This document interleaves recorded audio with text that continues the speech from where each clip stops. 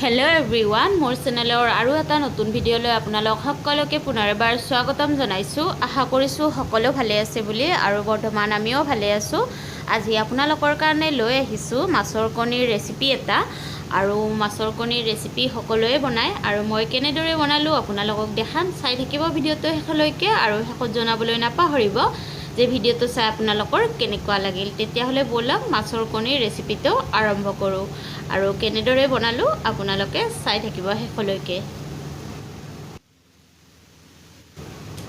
এয়া মই লৈ লৈছোঁ মাছৰ কণী আৰু মাছৰ কণীখিনি প্ৰথমতে মই নিমখেৰে ভালদৰে মিক্স কৰি ল'ম। এনেদৰে চামুচেৰে গোটেইখিনি ভালদৰে মিক্স কৰি সানি ল'ম।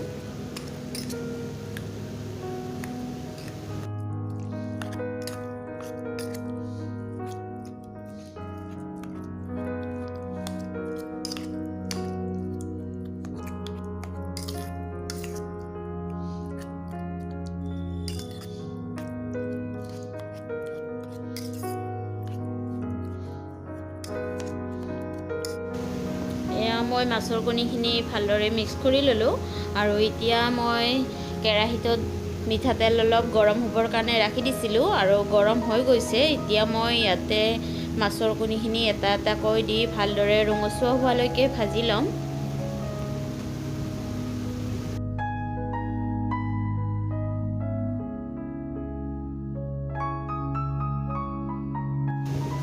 এয়া মোৰ মাছৰ কণীখিনি ভালদৰে ভাজি লোৱা হৈ গ'ল।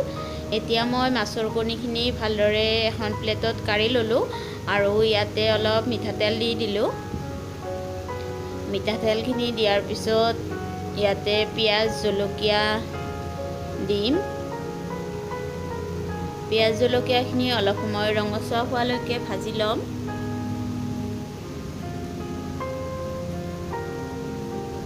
তাৰপিছত ইয়াতে সৰু সৰুকৈ কাটি লোৱা আদা নহৰু দিম। মই আদা নহৰুখিনি এনেদৰে সৰু সৰুকৈ কাটি লৈছোঁ, খুন্দি দিয়া নাই। এয়া মই ভালদৰে ভাজি ল'লোঁ। এতিয়া ইয়াতে জিৰাৰ গুড়ি, ধনিয়াৰ গুড়ি আৰু গৰম মছলা গুড়ি দি দিম।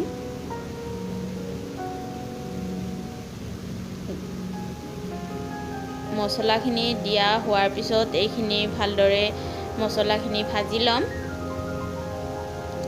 এয়া মোৰ মছলাখিনি ভাজ খালে হালধি দিলোঁ ইয়াতে আৰু নিমখ সোৱাদ অনুসৰি দি ল'লোঁ।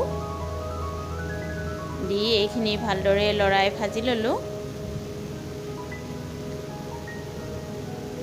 এইখিনি অলপ সময় ভাজি লোৱাৰ পিছত ইয়াতে অলপমান পানী দি দিলোঁ।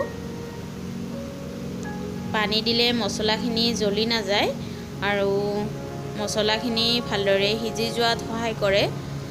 আৰু ইয়াতে এতিয়া টমেটো কেটচাপ অলপ দি দিলোঁ। আপোনালোকে ইচ্ছা কৰিলে বিলাহীও দিব পাৰে। মই টমেটো কেটচাপে দি দিলোঁ। দি এইখিনি ভালদৰে লৰাই আছোঁ আৰু অলপ সময় লৰাই লোৱাৰ পিছত এইখিনি ভালদৰে ভাজ খালে তাৰপিছত মই ইয়াতে এফাল বইল কৰি লোৱা আলু দি দিছোঁ। সম্পূৰ্ণ এটা আলু দিয়া নাই, এফাল দি দিছোঁ। বেছি আলু হ'লে ভাল নালাগিব, সেইকাৰণে অলপ দিছোঁ। আৰু এইখিনি ভালদৰে ভাজি লোৱাৰ পিছত ইয়াতে উতলা গৰম পানী দি দিছোঁ। গৰম পানীখিনি দিয়াৰ পিছত এইখিনি ভালদৰে অলপ সময় লৰাই দিম। এইখিনি উতলাহি গ'ল। উতলাহি যোৱাৰ পিছত মই মাছৰ কণীখিনি ইয়াতে দি দিম। মাছৰ কণীখিনি দি দিয়াৰ পিছত এইখিনি মছলাৰ সৈতে মাছৰ কণীখিনি লৰাই দিম।